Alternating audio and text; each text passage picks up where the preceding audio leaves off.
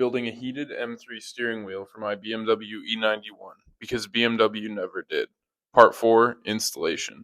With the wheel wrapped and the refinished trim installed, it's time to put the wheel in the car. First, I need to find an airbag. I was able to source this airbag from a parted out E93 M3, which I got for a good price. It's important to certify that you source an airbag that does not have any recalls, as this was a common issue on these cars. Here's a look at the steering wheel that came on my car. It has served me well, but my new wheel will be a big upgrade. The first step was to disconnect the battery. On the E91, you have to open the trunk, remove a few panels, and you'll find your battery on the passenger side of the car. Once you're in, you need a 10mm socket to disconnect the negative terminal. Be cautious, as if you're not careful, this can create sparks. It's been an hour since I unplugged the battery, and I want to make sure there's no power going to the car even though I've waited that long. And a good way to do this is to turn on the dome light in your cabin. If nothing goes on, you're all set to go. You should be able to work on your steering wheel, remove the airbag, whatever, with no issues. So I'm going to turn it on right now. As you can see, nothing's going on. We should be all set to go. There's no power going to the car.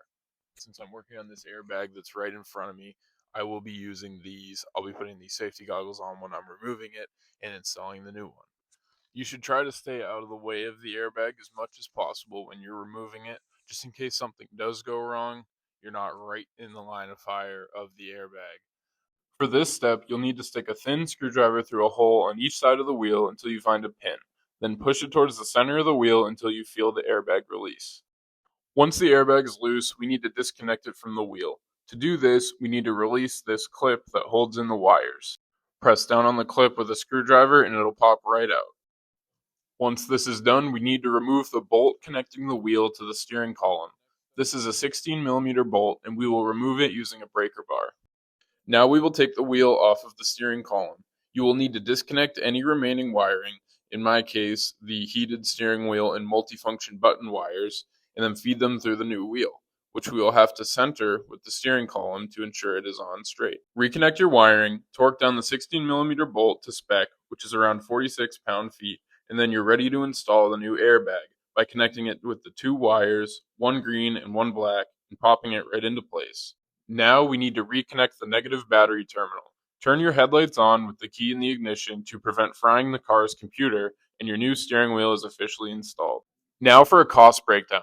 I purchased the steering wheel base for $120, the wrap for $72, the trim for $45, and the airbag for $134. Extra costs like the paint, M badge, and glue totaled to around $40, leaving me with a total of $411.